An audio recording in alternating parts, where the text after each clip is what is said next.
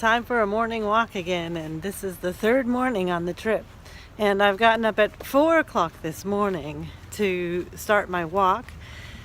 Here in Seaside, I've been able to catch up with family and have my niece staying, so we've organized coffee and early breakfast at 6 o'clock, so need to get back for the showers at 5, so up at 4 o'clock. But again, still on Dubai time a little bit, so the early mornings are easy for me. And I'm a bit surprised. There's other people out here walking their dogs, and it's misty, a little bit raining. Love it.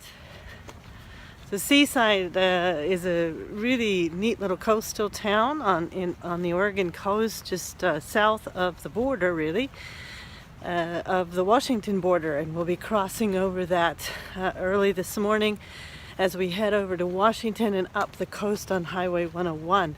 Over a very, very large bridge that will be crossing over the Columbia River, and that is the main outlet for the big ships to come in from the Pacific Ocean, the container ships, and then they're able to go all the way down to Portland for delivering their goods or picking up goods and shipping them off again.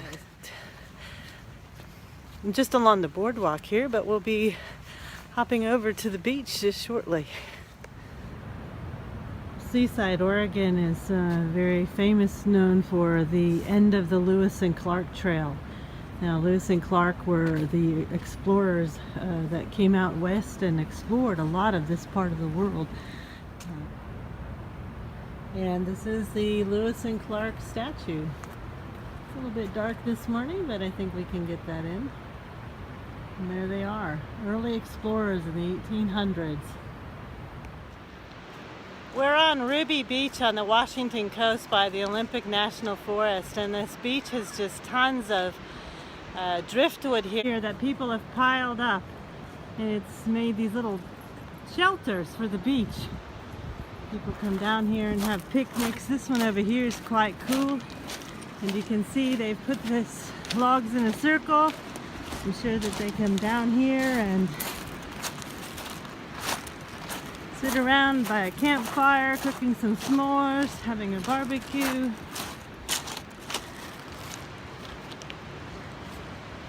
This one's a pretty fantastic looking one. Have a look inside as well.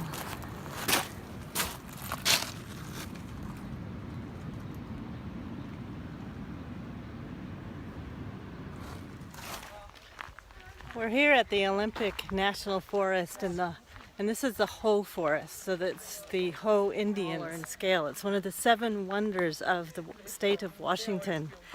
And we'll be looking at lots of moss here. Looks like there's fairies and little gnomes that could be living here in the forest.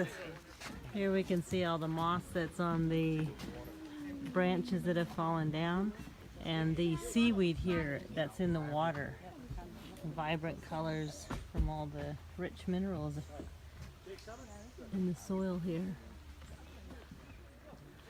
So this is a massive Sitka spruce, I believe. So big. And there's a whole ecosystem living around and on the tree. That's the most amazing thing about these tropical forests. You can see all the mosses growing on the tree. Other plants have attached themselves.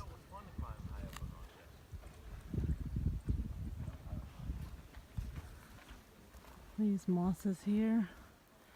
This tree here, it looks like its feet, although its roots are just, grabbing onto the ground.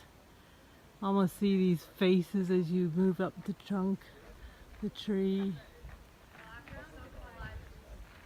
Just enormous.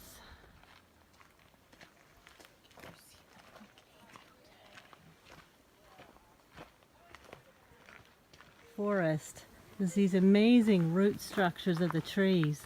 Now this is an old stump, and so these other trees have decided it's going to grow on it, and they just take the nourishment from that stump. We've got that one over there. It's quite cool. You can see. And then here's this old log. It's fallen down, and you can see all the life form that has just come from that old log, taking all the nourishment from it. There's now more trees that are growing, using it as food to grow themselves.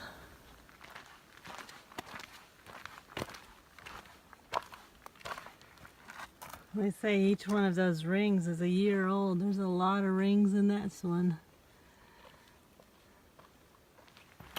And these are these family trees. And they're all joined by the roots, sharing their root systems, sharing how they're getting their nutrients. And again, just massive.